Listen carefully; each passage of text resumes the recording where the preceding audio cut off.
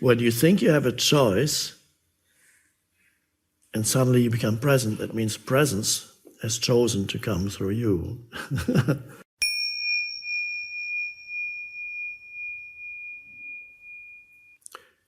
So I sometimes say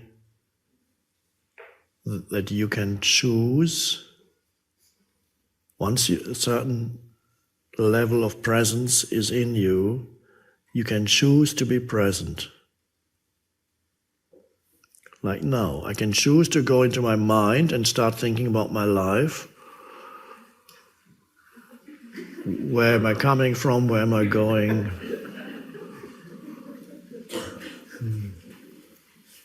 Or I can choose to be reactive when things happen. Well, it looks as if I didn't have a choice, but many people still don't have a choice. The reaction comes. They're taken over by the reaction. But when there's a certain degree of presence in you, you have a choice. You might forget that you have a choice, but you have a choice. This is how it looks like, looked at it from the outside, that you have a choice. It's true. But if you look at it from the inside,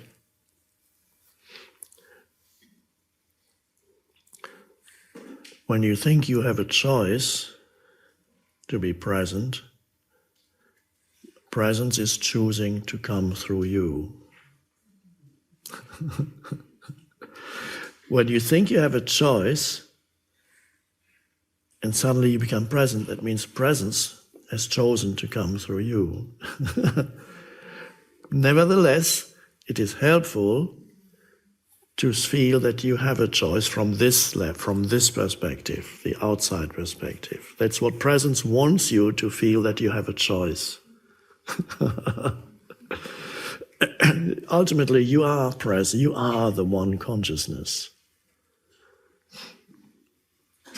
So it's not that you don't choose presence, it's just a helpful perspective, a temporary perspective.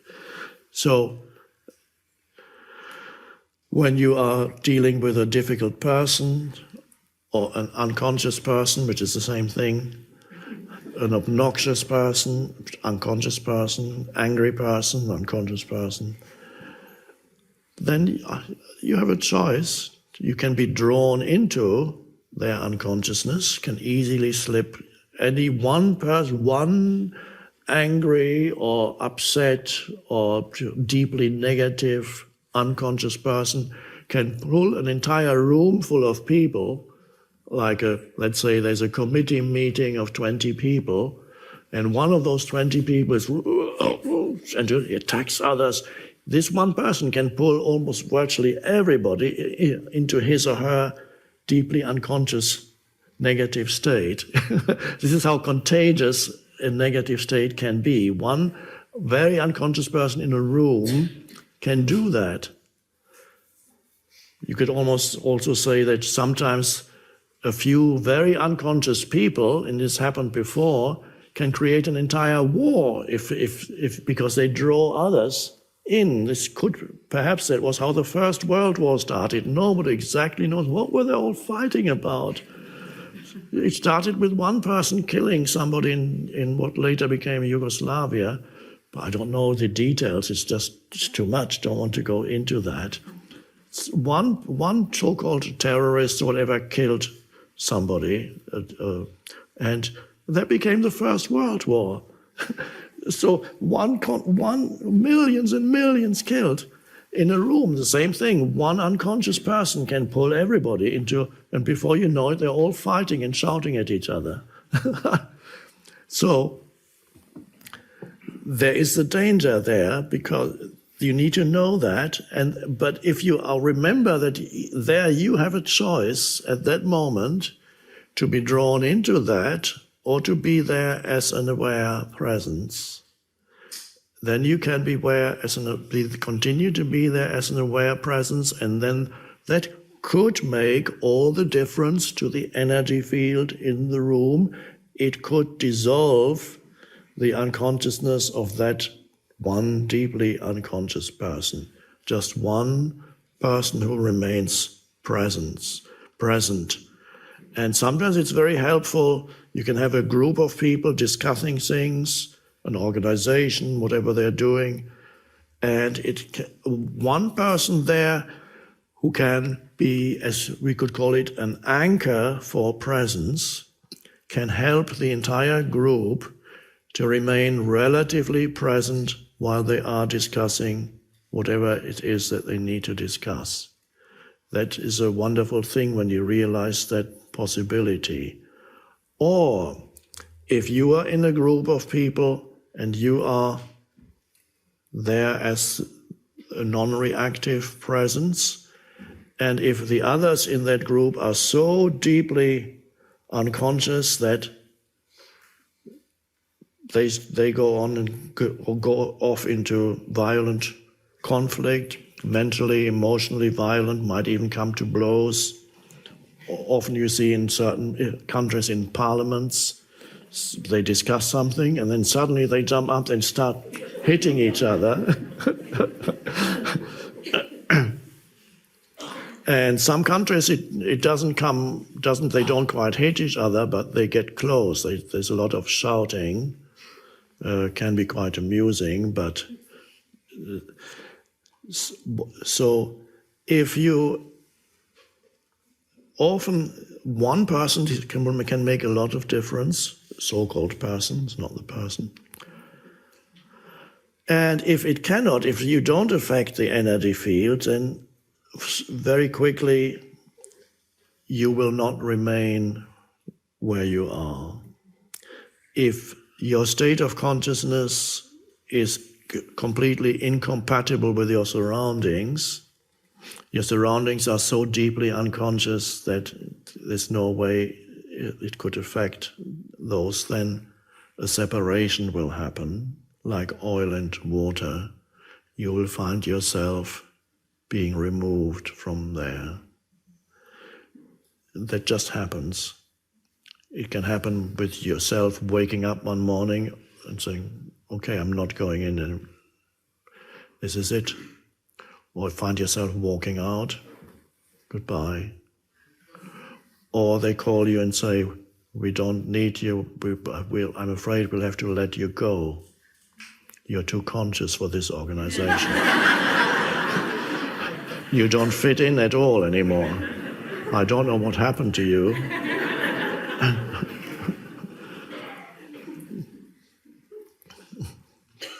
You're disrupting everything here.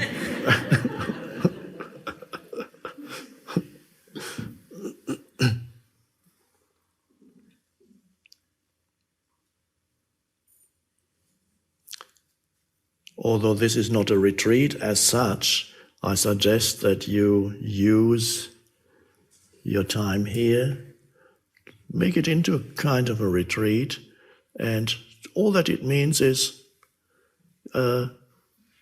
your main interest is in consciousness while you are walking in this lovely small town, looking at things, talking to people. Be the presence rather than the person that needs to interpret everything. Be the presence behind the awareness.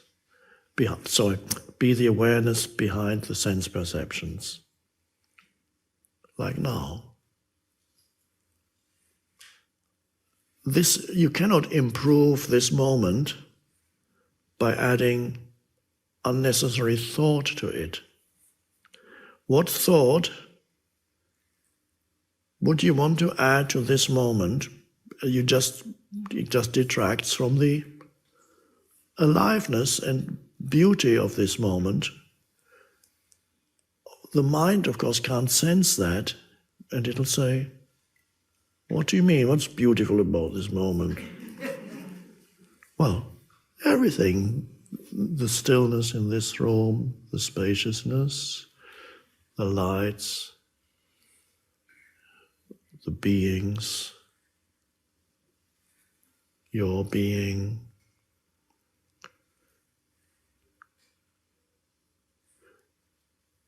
And the consciousness that you are, without which none of this would be, could be, sensing yourself as the conscious presence. That's the ocean. Yes, you're also a person with a body and a personalized sense of self. That's the ripple. So you go from being a ripple to being ocean. And then you can be both. So that you no longer have, okay, you can be either meditating and very aware, and usually the people go then, I'm practicing mindfulness. Or they go about their daily life. Okay, I've done mindfulness for 20 minutes. Okay, what do I have to do now? Oh my gosh, can't deal with all these my emails. I haven't answered all these emails from you. Okay, and then 8 hours later, oh, time for more mindfulness. It's better than no mindfulness, of course. At least you have it there. If you have it, maybe you're just trying. But bring it into every moment so that you have whatever it is you're doing, and always a sense of yourself as the presence. And this is wonderful when you can feel your presence. It's not yours, but I call it yours. Because the moment I say your presence, I've created a duality. There's you and there's the presence. But there is no duality there. You are the presence. Language creates duality. So that's fine. So feel the presence. Right now, you are both a person, but to be a person, you need to remember who you are. Of course, you need to think about me and my life. Then you're a person. Or at this very moment, you can also be the presence. When there's little or no conceptualization in your mind, but just an arising of what before was the background comes into the foreground. And then you start thinking without losing a sense of presence in the background. Then thinking is actually not bad at all. It's only when thinking becomes self-serving and you lose yourself in it, then it gets very problematic. It creates one problem after another, pretending, wanting to solve problems. That's self-serving thinking. So let's practice now here, being the presence, no thought, and sensing how liberating that is, not needing to know anything beyond that. No conceptual knowledge required for that at all. And if some concept is needed, somebody approaches you, you're just looking around, somebody comes and says, oh, can you tell me how to get to such and such a street? Then the mind starts, and it's fine.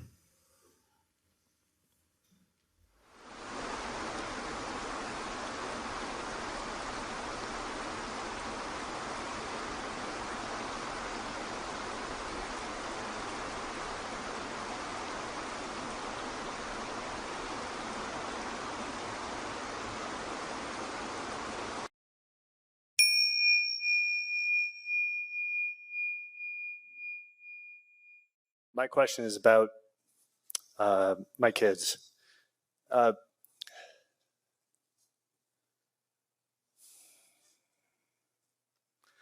grateful that when I read A New Earth, that it resonated with me. I've been looking for a spiritual path, and it made sense to me. It resonated with me. And it took. I read The Power of Now years ago, and I kind of read it and got it up here and put it on a shelf and kind of moved on. But this time it seems to have taken a little bit more. Yes. So I'm working at it. And I have 4-year-old twins and an 8-year-old.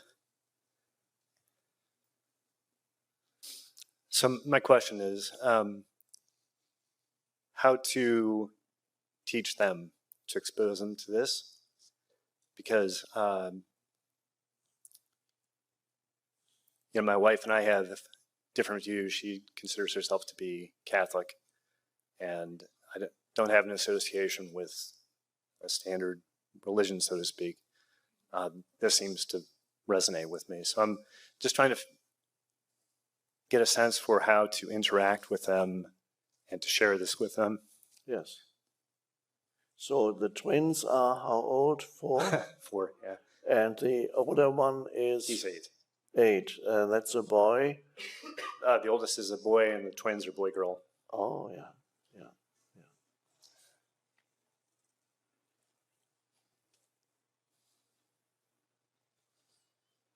Well, the most important thing is, and many even good parents don't know that,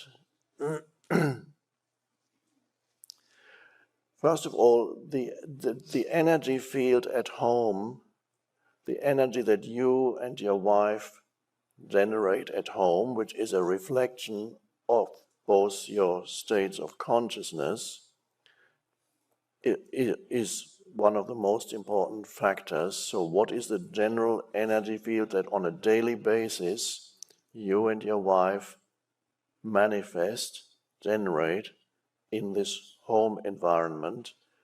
I do know that nowadays many home environments have a very nervous energy field because everybody is so busy getting things done.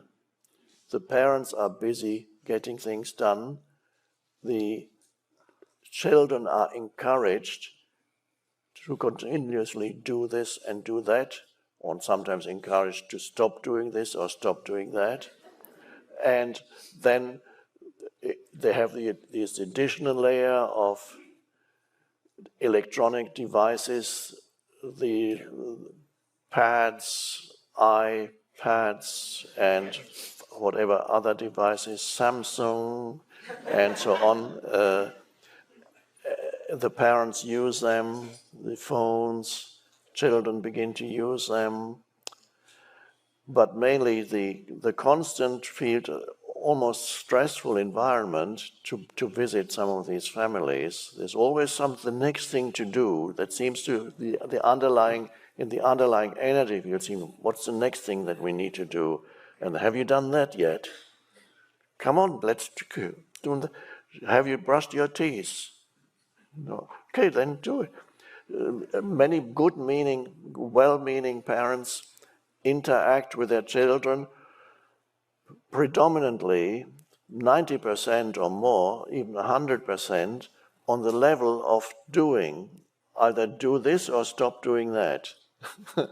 Yeah, I'm pretty good at being a human doing. Yes. Less good at being a human being. Yes. Yeah.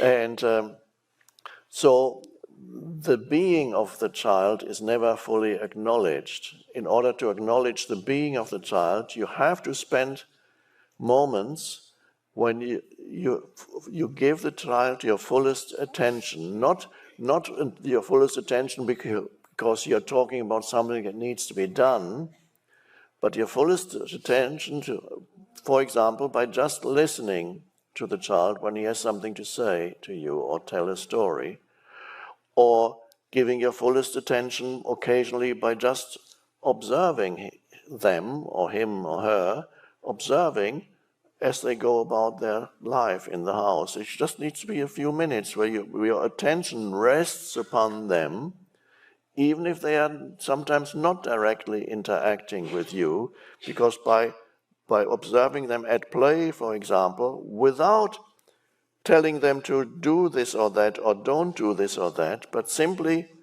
allow your attention to rest on them and watch them, if possible, in that state of relatively, as much as possible, thoughtless awareness, where you're just the aware presence for the children.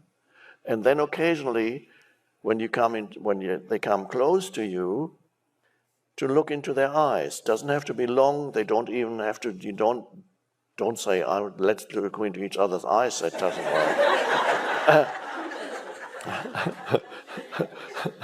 You look into their eyes when you talk to them, when they talk to you, and in that moment of looking, you connect with their being. So that part of your interaction with the child is not based on doing, but on a flow of being towards the child, so that you connect on the level of being. That means you acknowledge the deeper reality of that child. You truly acknowledge their being.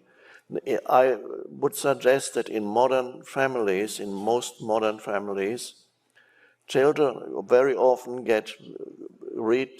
are in states of anxiety or great restlessness, later becoming, in teenage years, becoming states of antagonism and anger. And I would suggest that often the child doesn't know why there is this anger and restlessness. It often goes back to the parents' inability, although they've done everything for the child on the level of on the doing level, but the children feel unseen by the parent. They feel unseen in their being. They are not acknowledged in their being. And if they are unseen, that vital dimension of their being feels starved. It is not encouraged by the child, and the deepest connection with the child is missing. The parent doesn't know that. They think, I'm really I'm doing all I can. It makes sense, because with the 4-year-olds in particular, I get what you're saying. I get them with all of them, but in particular with them, they're not getting that. Yes. I can see they're angry about not getting the attention that they want. They throw really big tantrums. Yes. And my 4-year-old son actually gets physically angry. Yes. So yes. Yes. Yes. Now, you don't give them the attention when they demand it through throwing a tantrum. That's not the moment to give them. Although when the tantrum does happen, it's good if you can be spacious and allow it to be while it happens, instead of reacting, so that they don't pull you into a similar state of consciousness when you get angry because they are in a tantrum. So if you can then take that as a signal to be really alert and present and observe, and so that is not the moment, though, to connect, because the child at that moment isn't, the pain body is there covering up the essence of their being. So the moment they demand attention is not the best moment to give them attention. Because the demand for attention can also be an egoic thing. So it's not necessarily that the ego doesn't want attention on the deepest level. It doesn't know what the deepest level is. The ego wants a different kind of attention. It wants you to strengthen the ego in the child. And so it often is also a desire of the ego to control the environment, because there's no other ways. So very young children cry very loud because it's an attempt of the developing ego to exert some control over the environment. And there it's good not to give them what they need, what they demand there, but give them attention in other moments. And the real attention is, let your awareness rest upon them, look at them, see them. They want to be seen. That's their being. Acknowledge their being, so that's don't, again, I have to repeat it because it's so important, don't always interact only through doing, or don't do this, don't do that, which tends to be the case with families. And with your wife, the same. Make sure that there is some spaciousness in your relationship. No matter how busy the household is, make sure there is some spaciousness in the relationship between you, so that there's some spaciousness emanating from both of you, some peace, even though you may be busy, but there's some peace emanation into the energy field in your home that comes from you. And that's, children respond very much to the energy field that they grow up in. That affects them very deeply. So and the interaction between you and your wife is what generates that energy field. And then give them attention. Doesn't have to be long periods of time, but often. At night, before bedtime, and during the day, watch them, listen to them occasionally, fully, and don't interfere with some kind of advice necessarily. Just listen, just look. Acknowledge their beautiful being, which is there. And that's the greatest thing you can do for the child.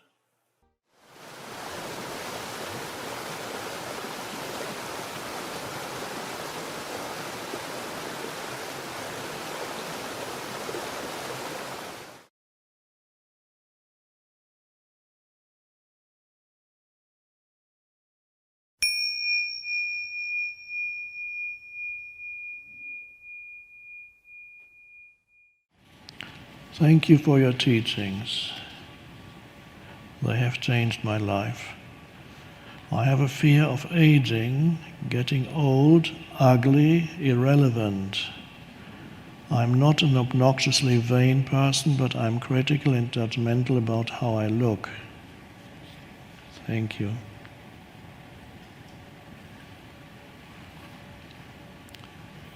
Of course, everybody here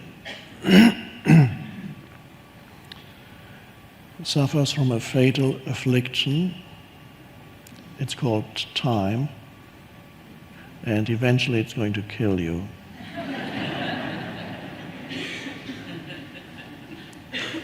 But before it kills you, unless it does that very quickly and suddenly, and if it doesn't do it very quickly and suddenly, before it kills you,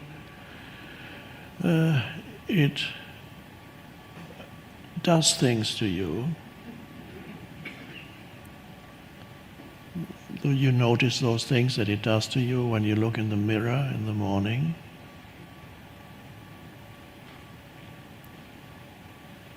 And especially if you compare it to a photo taken 20, 30, 40 years ago, you notice the effect of time on you.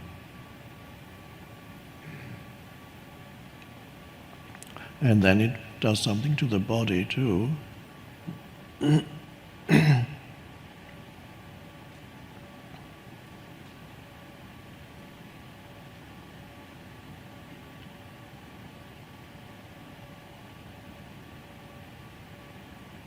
But it does that to all forms, to all life forms. It does that to an apple. It just goes more quickly. If you put an apple on a windowsill for a few weeks, then you know what's going to happen to you.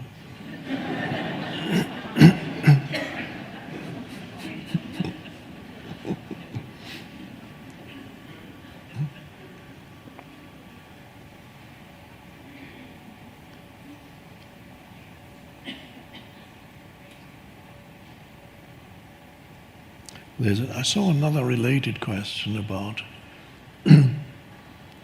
looking after our appearance.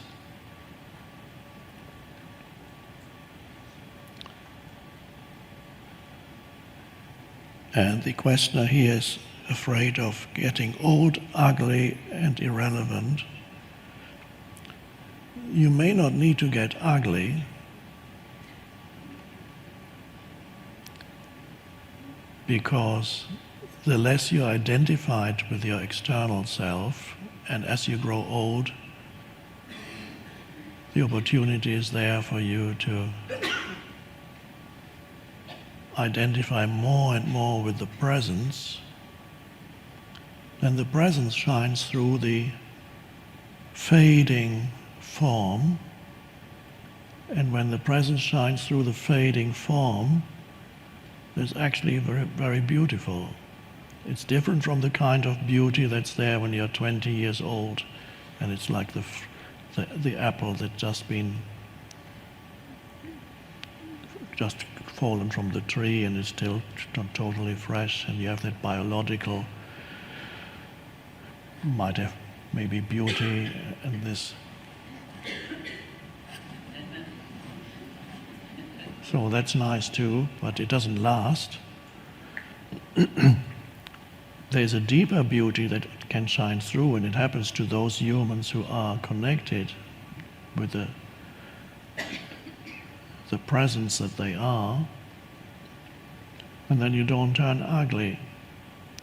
In the absence of that, if you're only identified with your physical form, then I must admit it could happen that you turn ugly.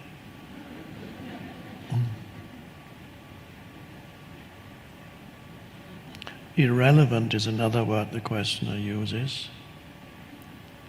In our civilization, old age is not valued, so people who grow old have the feeling that they are irrelevant or they are regarded as irrelevant.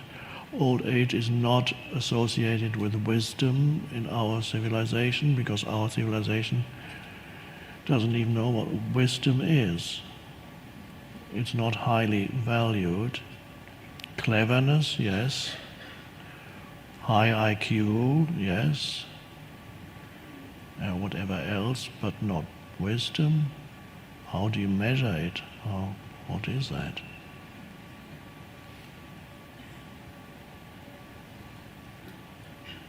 But that is going to change. We already in traditional cultures, ancient, older cultures, the elders are the most important people. And in the Western societies, the elders are the, well, to be charitable, they're called the elderly, and they are somewhere in a home, and you visit them once or twice a month. And there they sit in their chairs, watching TV, not realizing the opportunity of old age, because nobody has told them.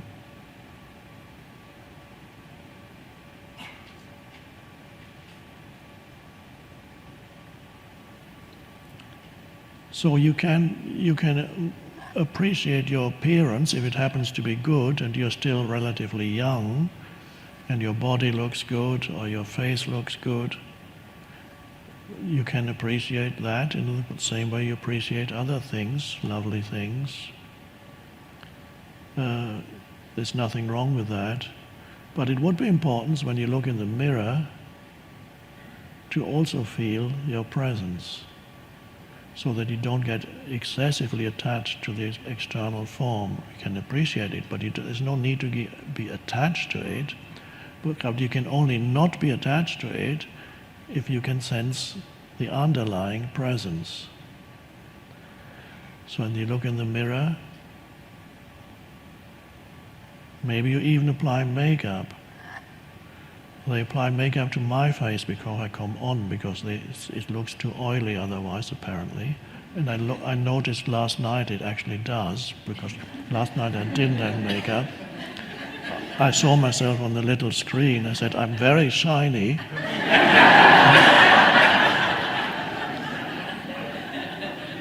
And it wasn't the inner emanation of presence that was coming through. It was a different kind of shininess.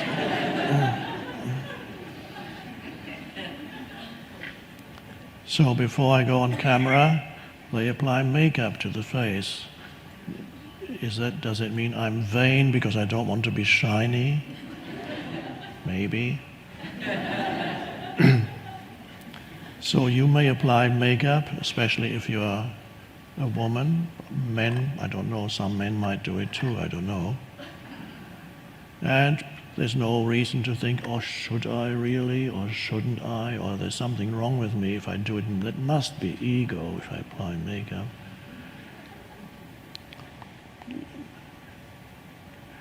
Don't complicate life too much. If you want to apply makeup, but while you apply makeup, feel the underlying presence. And while you look in the mirror, sense the presence of yourself, the presence of presence, the stillness. And then it's not a problem when suddenly you look in the mirror again and you realize that 25 years have passed, and you see, oh, the apple doesn't look the same anymore. It's wrinkly. There are bags under my eyes. And then you suddenly feel the presence more strongly.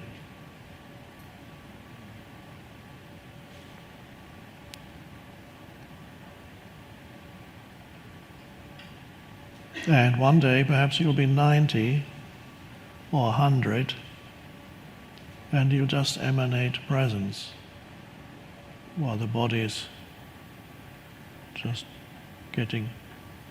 shrinking.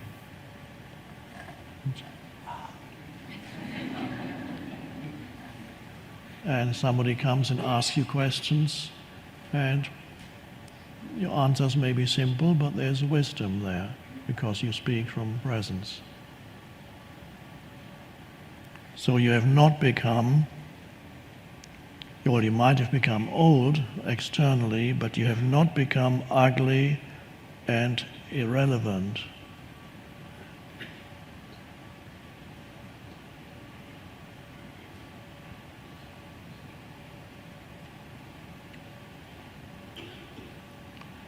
Time is a strange thing. I described it just now as almost, it's one way of looking at it, as something that is ultimately going to destroy you. And it does that to everything, but you never catch time. You only catch the evidence it leaves. So it's a criminal. The criminal commits all kinds of terrible crimes, murderous sprees, and you can never find the criminal because all you can ever find is the evidence left behind by the criminal, which is dead bodies. But they all appear in the present moment. There's only ever the present moment. Nobody can experience time as such.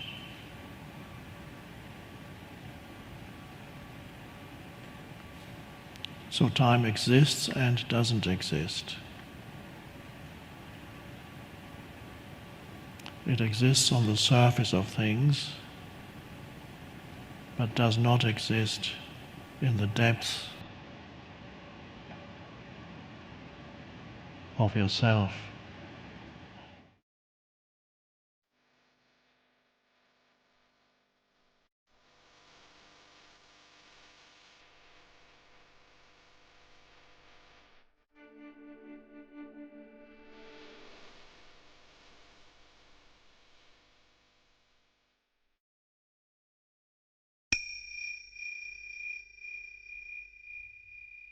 Questions that people have sent in and voted on, that everybody wants to know the answer to, me including.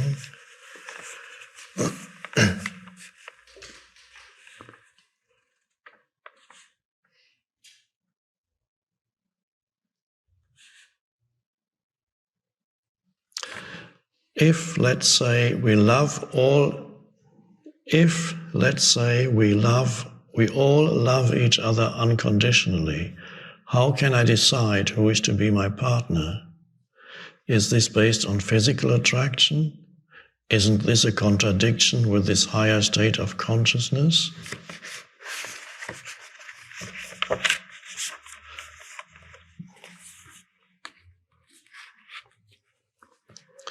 Okay, so if you love everybody unconditionally, how can you possibly decide who is going to be your partner?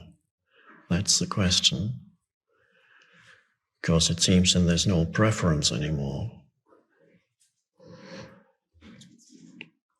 Or if it's physical attraction, isn't there a contradiction? If you're in a higher state of consciousness, then shouldn't or not be physically attracted to anybody? Is that the implication, the question? Well, the love we're talking about, the unconditional love towards human beings and life forms, is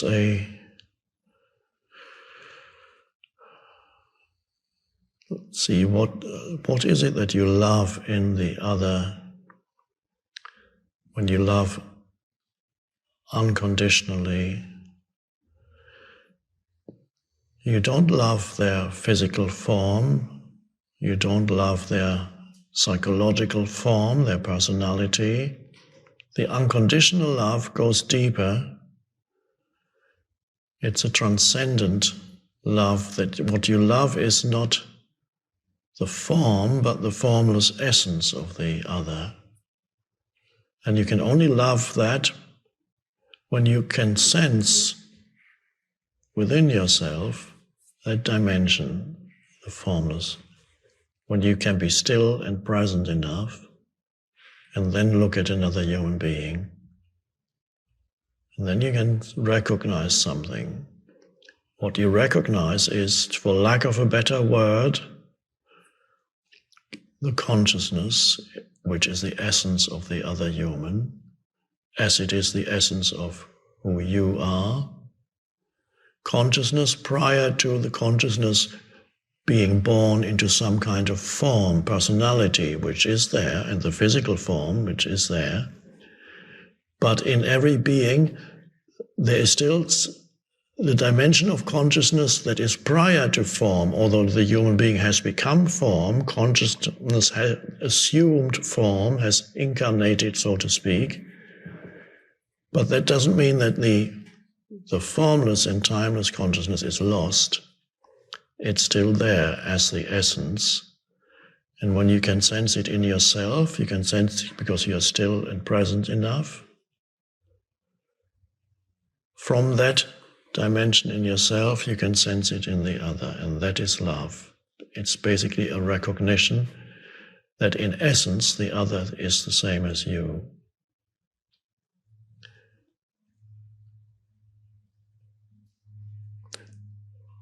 But then, of course, there's always, that is the transcendent dimension to every human being. In addition to that transcendent dimension, there is a form identity of every human being.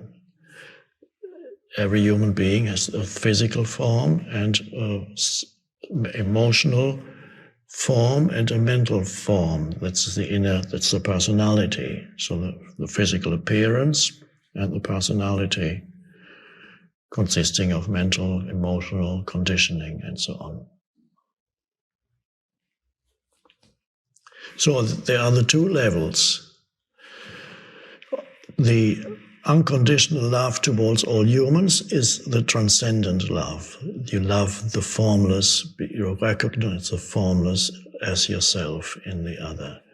But then you are still here as a form too, and the form may respond to another form. The physical, there can be physical attraction. It is not incompatible with the transcendent realization, although some ancient or not so ancient traditions may tell you that. It is not incompatible. You can have physical attraction on the level of form.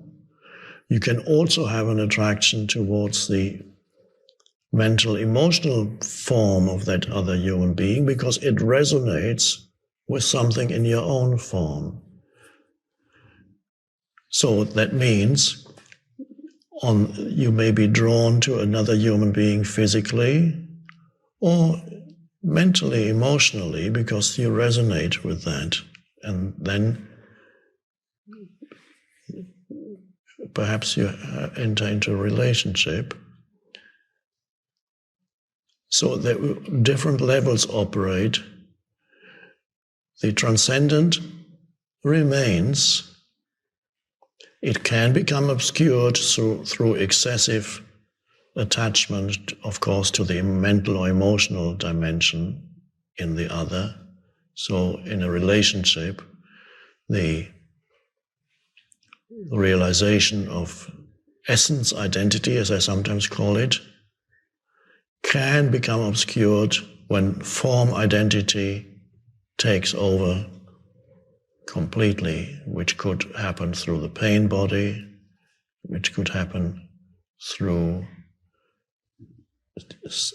emotional, getting identified with arising emotions and losing touch with the transcendent. Yes, that can happen, but it's not incompatible.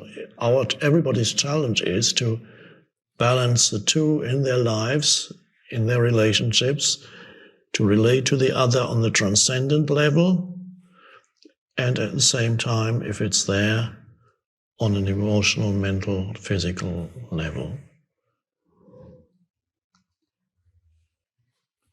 Without the transcendent dimension in a relationship, it's not ultimately satisfying, and it cannot really truly work for long if the transcendent is missing completely in a relationship. It's physical attraction, and attraction between personalities is not enough to keep it going. It can be going for a while, but then it becomes frustrating, and you see more and more of the limitations of the other person. And the other person sees more and more of your limitations, which are always there. And when you live together, it becomes very obvious that the other person has his or her limitations. Now, as long as the realization of the transcendent dimension is there, that's fine. Those limitations can exist within the space of the transcendent, and they're not destructive of the relationship.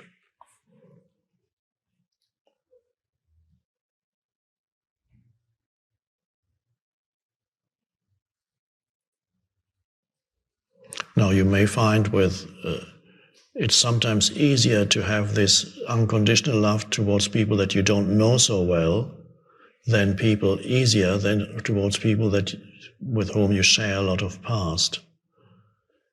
Because they're the past, the form identity of that person can be very powerfully there in your mind, in your interaction. So that's the challenge of being present with family members, parents, grown-up children, and so on. And of course, as you know, Ram Dass recommends, if you think you're enlightened, as a test, he recommends that you spend 2 weeks with your parents, and that will tell you whether you're really enlightened or not. Go and spend 2 weeks, stay with your parents for 2 weeks. In most cases, that is a good test, unless your parents are enlightened, in which case there's not much point in using it. It doesn't tell you anything.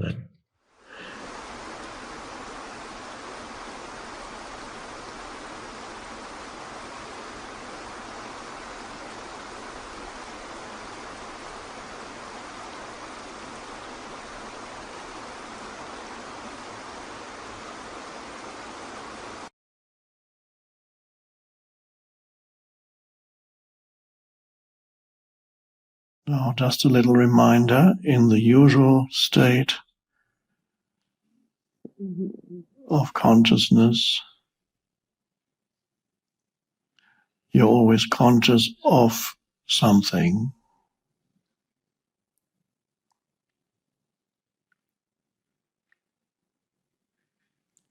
And when you're present, you're conscious, except in deep meditation, you're conscious of something, but you're also conscious of yourself as consciousness.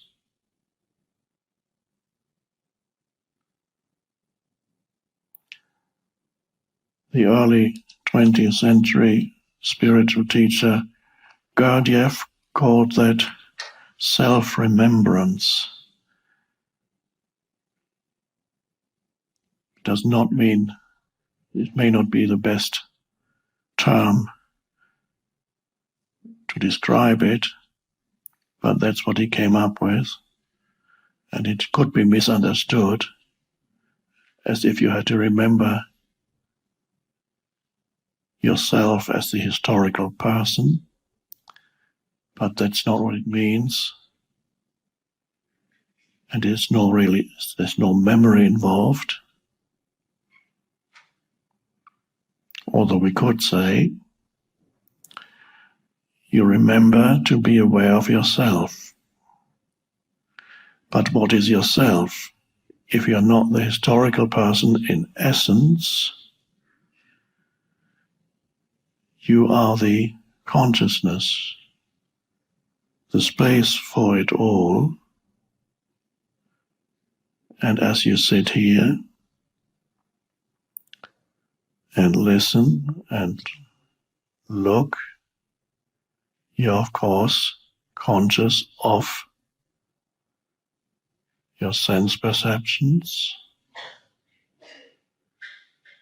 but the possibility is there of being conscious also at the same time of an underlying presence or stillness, and that is the essence of you, which has nothing to do with your history. It is being conscious of consciousness. That's the subject, the eternal subject. The moment you make yourself into an object, then you begin to remember your historical person. And then you begin to have a relationship with yourself. We talked about it yesterday.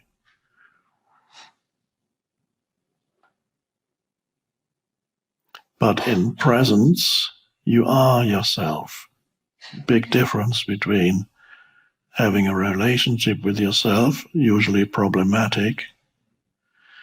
So you not only have a problematic relationship with your partner and colleagues and family members and in-laws. That's not enough. In the unawakened state, you also have a problematic relationship with yourself. My God.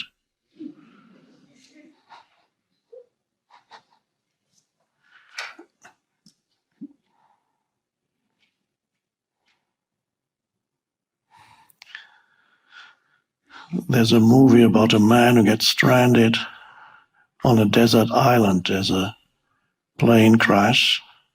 He survives it. Then he finds himself on a beach. And he's there for don't know how long, a year, 2 years, 3 years, survives on fishes he can catch and coconuts.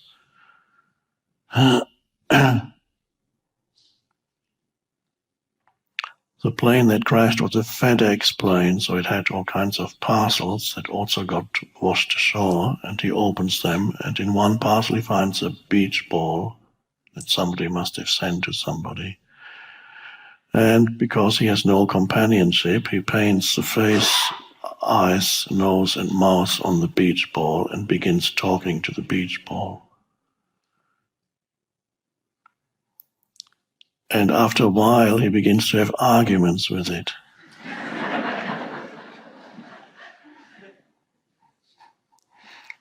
And is deeply offended, and goes all the emotions that the ego experiences in relationships he's having with the beach ball. Tom Hanks, I think, is the actor in the movie. So the patterns need to operate still. Well, if you can't find a person, then you have a beach ball. And of course yourself too.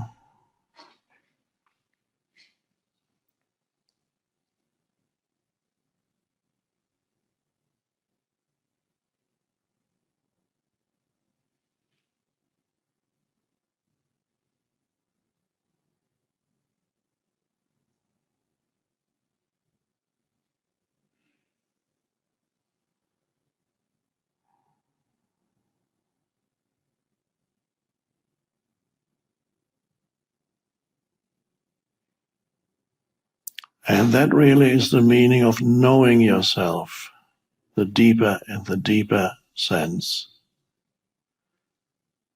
The ancient dictum from ancient Greece, going back 2,500 years, know thyself. But you remember we mentioned the other day, there are two kinds of knowing. Our civilization basically only knows of one kind of knowing. Everything, the whole educational system, everything is geared towards increasing and focusing on exclusively that kind of knowing, which is knowing through conceptual thought.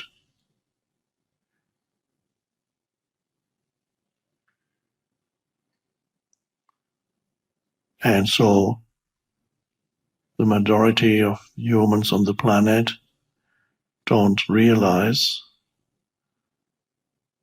the possibility of another kind of knowing, not to replace conceptual knowledge, and not even to be there in addition to conceptual knowledge, but to be there as something that underlies and is much vaster than conceptual knowledge, where you can go when you choose not to be involved in conceptual knowledge. You go to that vaster place that transcends conceptual knowledge and is deeper.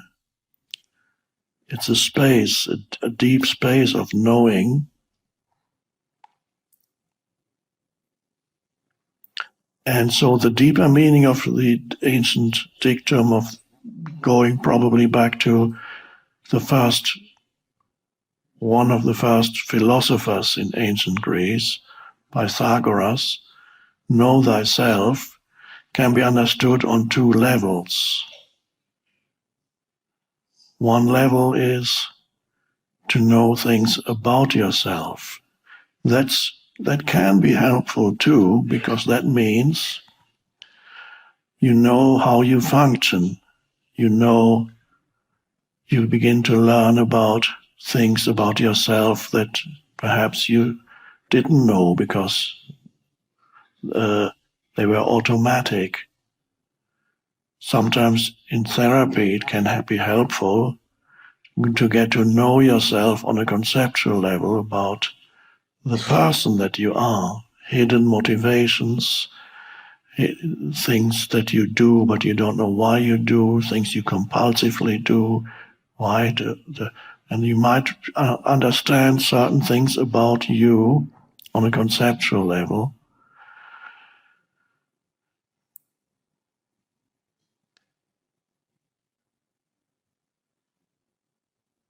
But the deeper meaning is not to know yourself through concepts, but to know yourself without any concepts directly. One could call it unitive knowing rather than knowing that creates separation.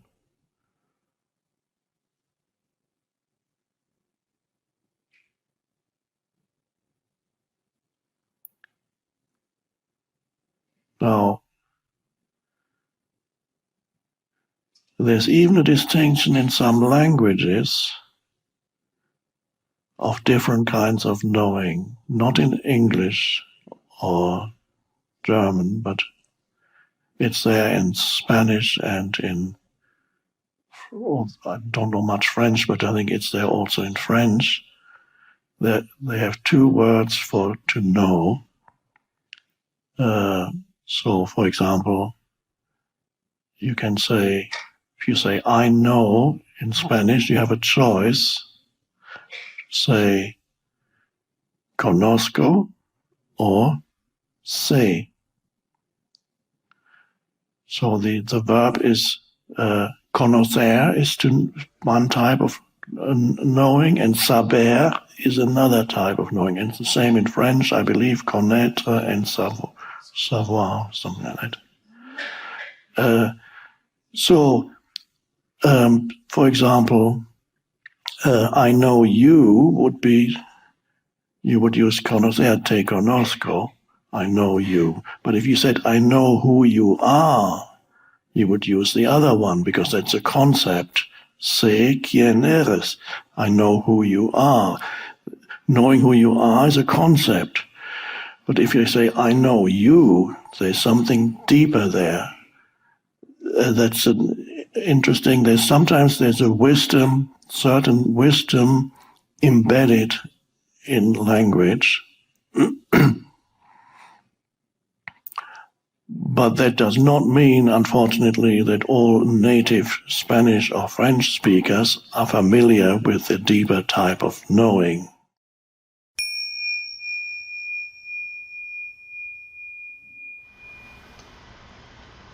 So any seemingly bad event in your life, which usually entails some kind of loss, disappointment, something crumbling,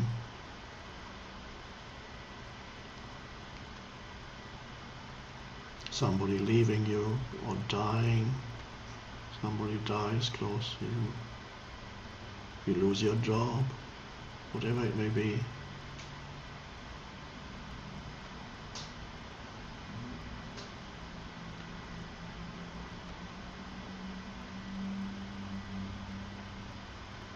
That any such event can be extremely helpful and significant spiritually. It's not only a foretaste of what is to come later. If you surrender into it, it can be an opening into the spiritual dimension and into a stillness.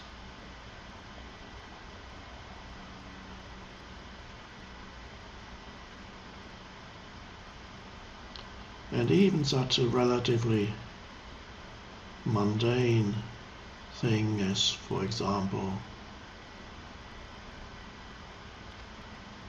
finding your car got stolen. When you go back to get into your car, it's no longer there, it got stolen.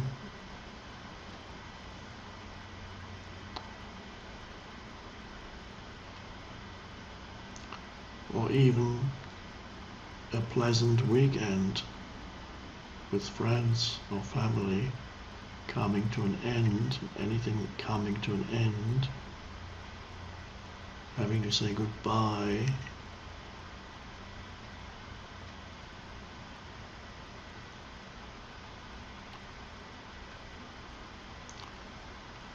Even such a trivial thing as dropping something and it breaks, and an object that you liked.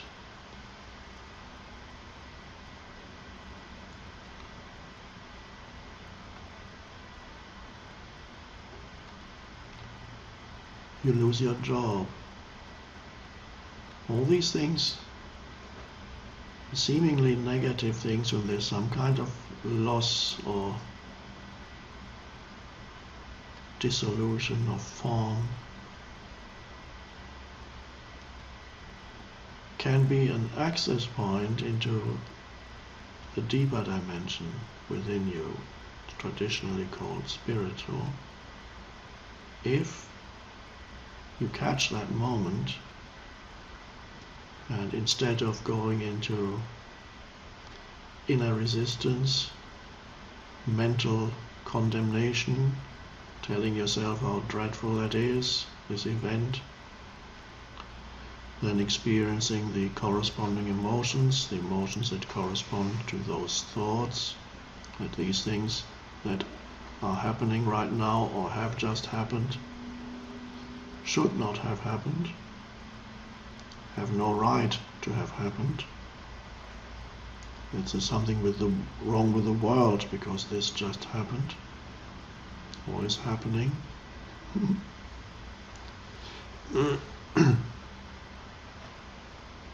And the mental commentary that tells you all these things, and then the painful emotions, that's a natural reaction. And the ego actually loves that because it strengthens the ego when it can resist something and become upset about something, make something wrong or someone. Usually it's associated, you can make yourself wrong too, or somebody close to you, another person, an entire situation that you're in. So those are normal reactions that the false self actually enjoys, even if they are painful. It strengthens itself. But if you catch yourself at those moments of loss, something going wrong, something or someone leaving you,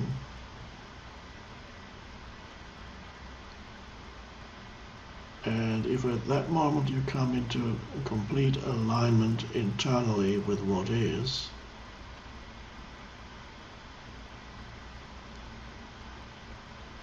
then that takes you into that stillness. And you may experience a glimpse of peace that cannot be explained causally through the situation that you are in. In fact, it seems to contradict the situation that you are in, which looks negative, but suddenly, because you are surrendered to this event, suddenly you can sense that peace.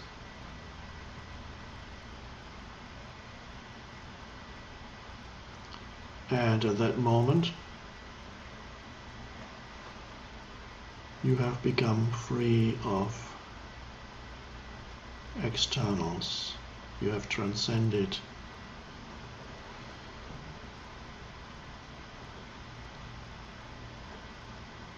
the normal state of consciousness, where your mental emotional state is completely dependent on what's going on around you.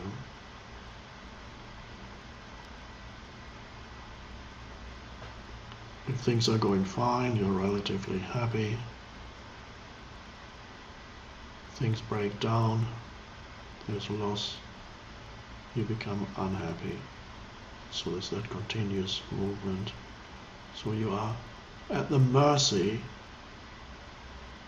of other people, how they behave towards you, at the mercy of unpredictable situations, whether the plane is on time or not, whether you get to that place in time or not.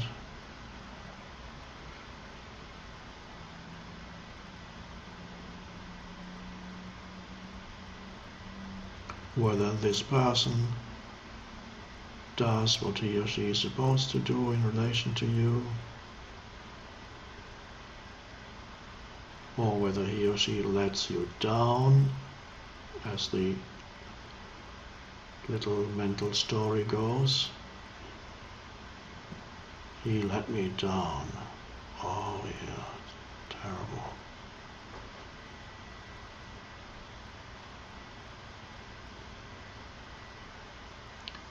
Now you might have noticed that living in this world,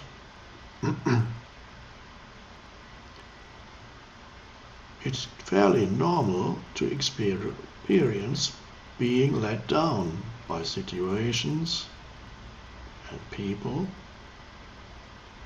Even missing your plane is a letting down.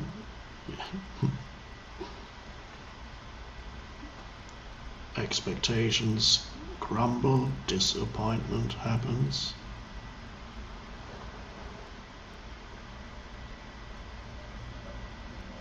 So everybody living here as part, fairly significant part of their life experience,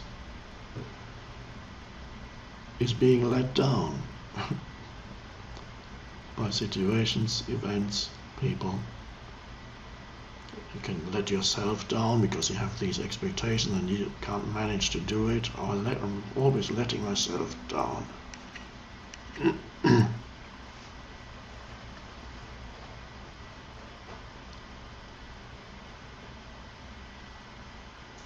So that's an interpretation. It's a little story in the head that causes painful emotions. And it's based on a misperception of what this world is all about.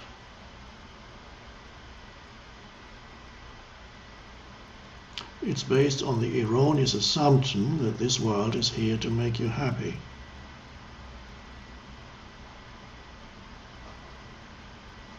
And the erroneous assumption that this world is not supposed to let you down. And if a person or situation or an event happens that lets you down, then there is something deeply wrong.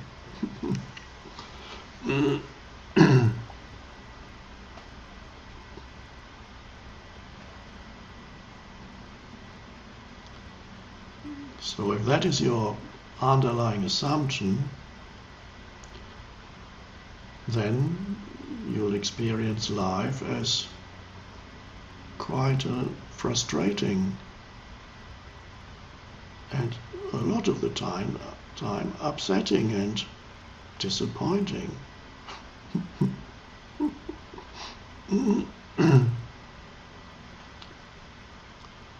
Because there's a clash between your assumption of how things should be in the mind and how things actually are.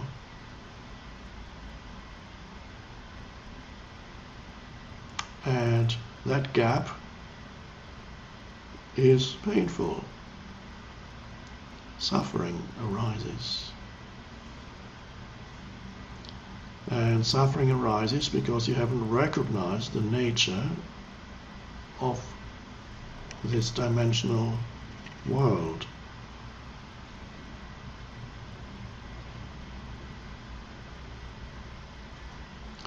Where everything,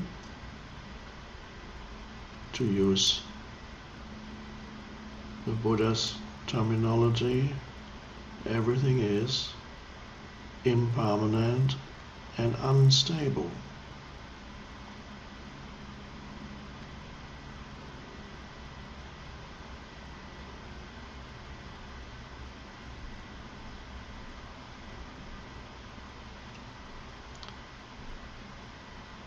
But once you recognize that that's how it is, and you recognize that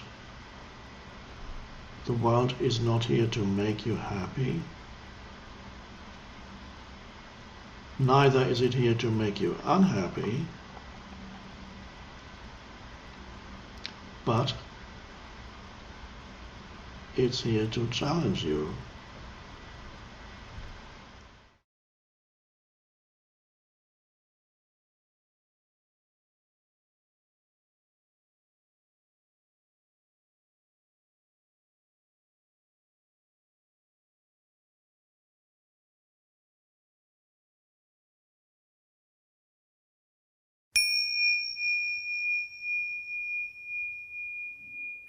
Hello. Hello. My question is about charisma. It seems to be a phenomenon that we all recognize, but unlike embodying stillness, it doesn't seem to have be intrinsically good or bad. We can say that Nelson Mandela has charisma, but Adolf Hitler must also have had charisma. So my question is, what is the energy or the force behind charisma? Is it something that you're born with? Is it something that you can learn? Thank you.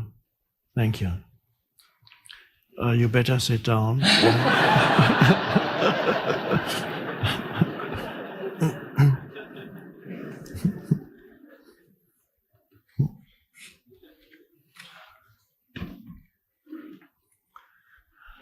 Yes, that's a very strange thing, isn't it? Some people seem to have some kind of emanation, as personal power or something, sometimes people call it.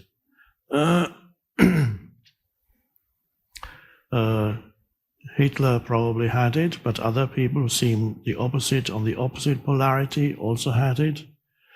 Angela Merkel does not have it.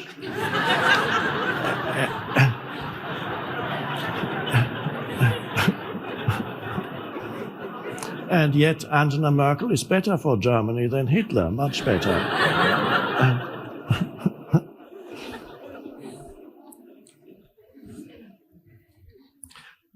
It seems that some people, at some point, they access something, a source of power, and I believe charisma is a manifestation of what is traditionally called chi or shakti or whatever. It's an inner power that comes and emanates through the person. And you may remember that I wrote somewhere that chi is the bridge between the unmanifested and the world of form. So the unmanifested is totally beyond form, and then out of the unmanifested, form is born, and forms also return into the unmanifested. But as I'm talking about something that is totally beyond words and becomes distorted, of course, and reduced the moment you talk about it, but let's do it anyway. So there's the unmanifested, and then the energy comes out. I would say that's what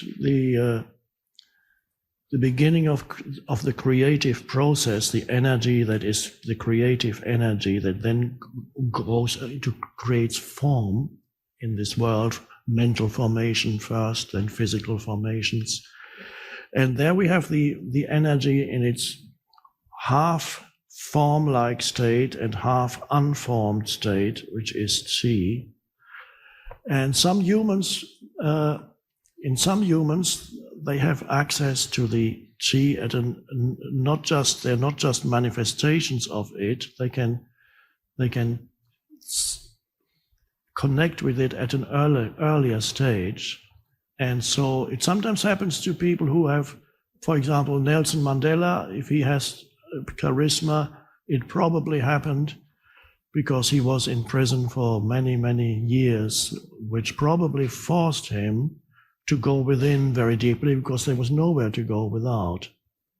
So it forced him to go within very deeply, and then there was a source of power that he contacted, which is chi power, and that power then was able to, he manifested that when he left prison. That power is beyond good and evil. There are spiritual teachers who have it very strongly, some of them. But just to be connected to chi is not a guarantee that you're free of ego. It's only when you go deeper than chi and touch the unmanifested and realize that who you essentially are is beyond anything that has form, and chi is already moving into the world of form. That is the only place where the ego dissolves. There are people who are powerful transmitters of chi and still have a huge ego. There are spiritual teachers where people go to them and they say, "Oh, I can feel his energy." And they get addicted to the energy they feel. They all come and go. It's not a guarantee. It may well be that the teacher is free of ego, but there's no guarantee that he is. And in some cases, it turns out that there's a huge ego. In fact, the ego can become energized and magnified by somebody who touches that halfway power in him or her. It can magnify the ego and make it and then you become a very powerful Genghis Khan or Hitler or, I don't know, Stalin, maybe he also had it, who knows. And everybody listens to you when you speak, and you project this energy, and you influence people and have power over people, and you love it. You love the power you have over people. But in the end, it leads to your destruction. It's like the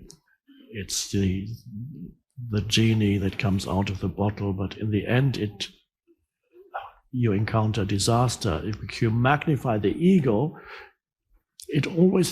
the end result is always magnified disaster. You can't have a good outcome if whatever an amplified ego produces will create disaster sooner or later. So that's how Hitler and Stalin and all those people, and it all ended in disaster. So some have it, some don't. Those who are at the deepest level, those who embody the spaciousness, also have an emanation that sometimes is not detected as easily by other humans. You need to be attuned to it, to feel it. If chi can be a very raw energy. There are people who can project chi through their hands. They can light a fire with their hands. You just project the energy out through your hands. Are you free of ego? Who knows? Maybe not. Maybe your ego loves being able to do that and you build up a big ego. Or maybe you are free. We don't know. But that in itself is not spiritual attainment. It's a great power, but the spiritual only comes in as you go deeper, so that you realize who you are instead of identifying with an energy stream of chi and think that becomes part of your sense of self, which would be a magnified ego. So if energy moves through you, there is a famous word in siddhis in Indian spirituality. They have a wider vocabulary than we have in the West to describe these phenomena. People who go very deep within and touch and access the transcendent dimension, sometimes they manifest what is in conventional language called supernatural powers. Certain things happen around them, the strangest things. And these in India are called siddhis. They are supernatural powers that are a byproduct, sometimes, but not always, a byproduct of deep spiritual realization. And all the great teachers will tell you that do not pay too much attention to the siddhis, the powers that arise as byproducts of the deepest realization. When they're there, it's fine. They are there. You can acknowledge it, welcome it. If you get attached to them or identify with them, it will lead you back into ego.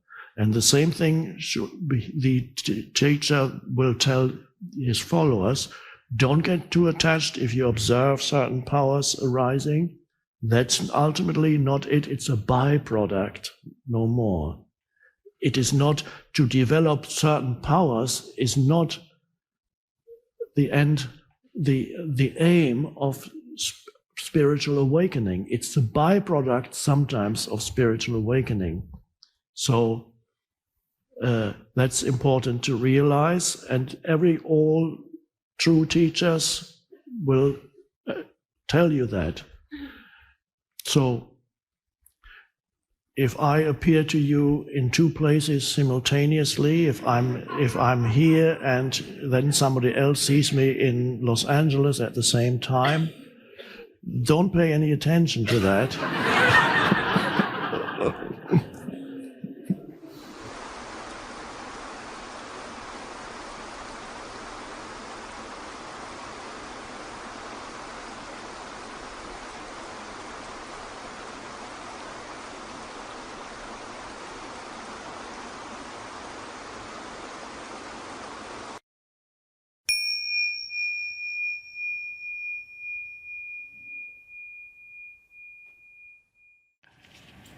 Einstein said, "I want to know the mind of God. The rest is details." Somebody asked what that means here. And of course, the mind of God is consciousness. Consciousness is the light that emanates from the... Consciousness is not God in the same way that the light of the sun is not the sun.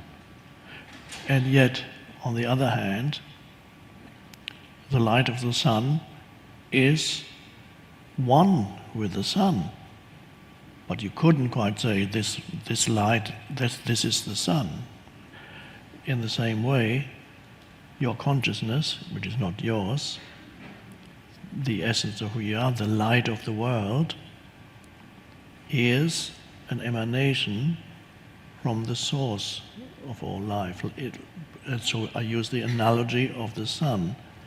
And there's a good reason why in many ancient civilizations the sun was regarded as God, because it's a continuous outpouring of life energy. And so in the sense-perceived universe, the closest analogy one can find is you can point to the sun and say that is like continuous emanation. All life derives from it. And the life, the consciousness in things is that. So God realization is the realization of I am that I am, your I am identity. And that's God speaking, but it would also be you speaking. So it doesn't transform the ray of the sun into the sun, but it makes the ray of the sunlight aware of its origin and its home and what it is still connected with and always remains connected with.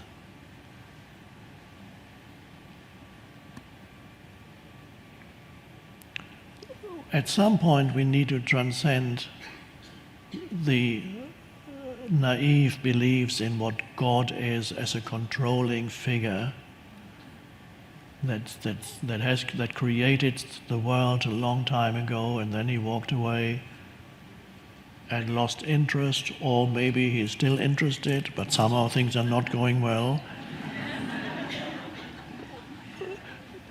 Or he's condemning people for being dysfunctional, and then, of course, there are many arguments you could raise against that kind of view of God, and that's the traditional argument of people who don't believe in God, who say, if there were a God who controls everything and supposedly loves people, or maybe doesn't love, but he's controlling things, then if there is a God, how would he allow all that suffering and evil to happen in this world? Therefore, they say, there is no God. Or they say, therefore, God is morally inferior to us, because we could create a we can see the injustices and the terrible things that happen in this world, and we are touched by it, but God isn't. Therefore, God is some inferior creature that created the world out of malevolent intent. That was actually a belief held by many of the Gnostics, ancient Christian and pre-Christian group of people who otherwise had also some interesting teachings, but they believed that the entire physical universe was the creation of a malevolent deity, an inferior deity. I can see why, in some way, but it's not the case. So there isn't a controlling figure there that is.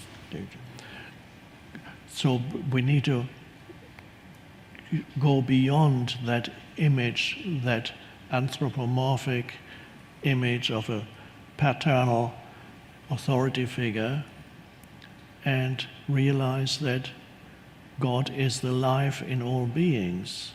God manifests as the life in all beings. God is the consciousness in you, is the emanation of God. God lives through you. Everything that happens in humans, God is suffering in humans in a way, you could say. That's what the Christian teaching means. So it is a gradual emergence of consciousness, and the suffering is more like a dreamlike thing to God. It's like a bad dream, as in the process of emergence of that God consciousness into this dimension. So human beings are not autonomous entities. It's not you, your consciousness, his consciousness, her consciousness. Every human is a temporary expression of the one consciousness.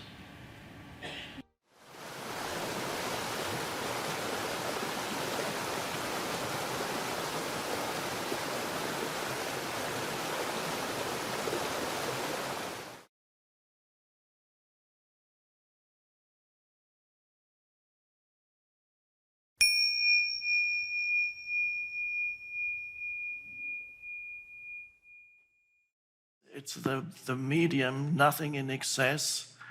The challenges of life, it's important then to see that there is no end to it. So on that level, life won't leave you alone. But on a deeper level, once you accept that challenges will come, you don't have to become negative when they do come. You can actually, oh, there's another one. And then it's often through intense challenges, the bigger ones, they drive you deeper. Now the interesting thing is, it's not the great things that happen to you that make you more conscious. It's in many cases the so-called bad things that happen to you, if you deal with them correctly and come to a place of acceptance, that make you more conscious. So there's an ancient saying, I believe it comes from Sufism, but I'm not sure, that says, when the ego weeps for what it has lost, the spirit rejoices for what it has found. And so many times you may find that in your life you lose something, death, loss of security, loss of income, loss of health, loss of long-term relationship, these kinds of, when the ego weeps, because the ego weeps, it's terrible, but then something suddenly arises of something that had been part of your sense of self has been removed.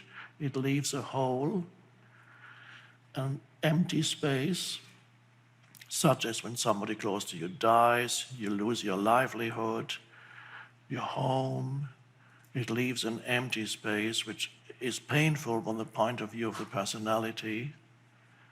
And when it is potentially also able to drive you deeper into the who you truly are beyond form, the unconditioned. And then you experience suddenly, how can I feel so peaceful? Suddenly, if there's something bad has happened, and yet suddenly you feel a sense of liberation. It doesn't happen to everybody who experiences loss, but potentially that is always there.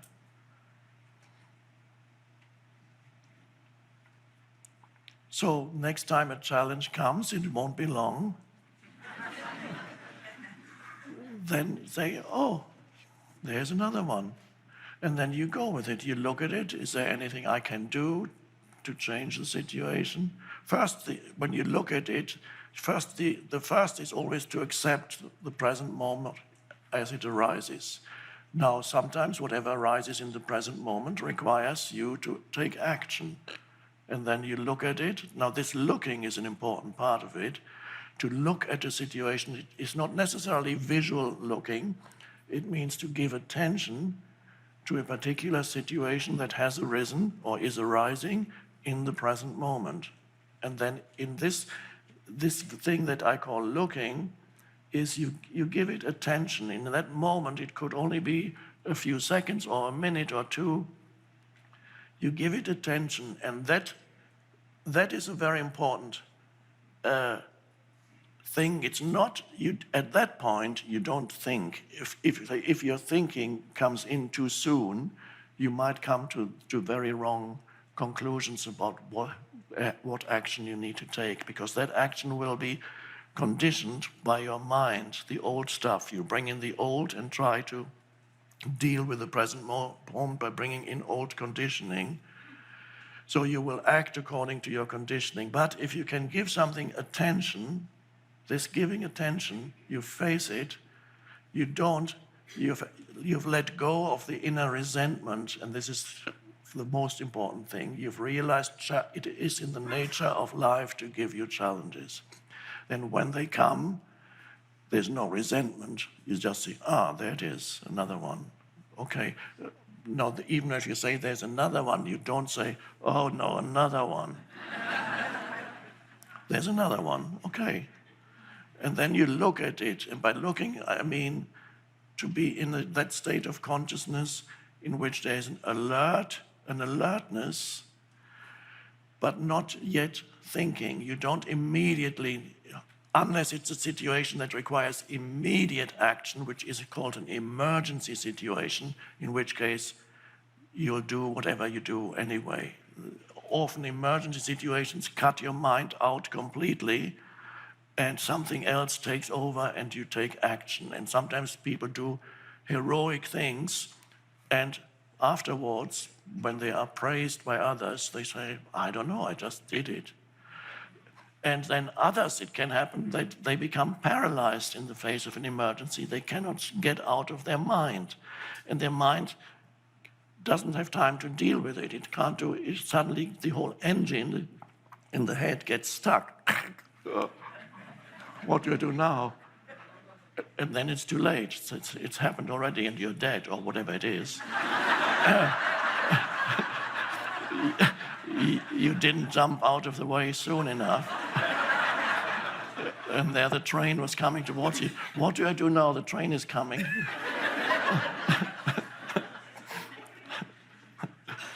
So in emergency situations, you cannot think.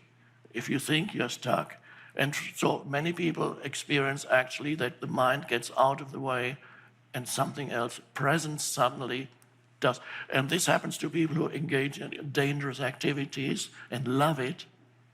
Climbing up a steep wall, mountain wall, driving dangerous cars fast, motorbikes or whatever they do.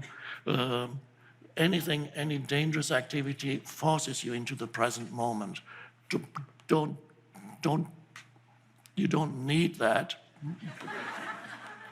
And it could, of course, dangerous activity means it is dangerous. Don't get addicted to just one activity to take you into the present moment then, because then every weekend you'd have to climb up this wall. And in the meantime, of course, you're still not present. So if it's not an absolute emergency situation, but a challenge, then it's important. So that means you have a little bit of time to deal with it. Don't immediately go into thinking about it.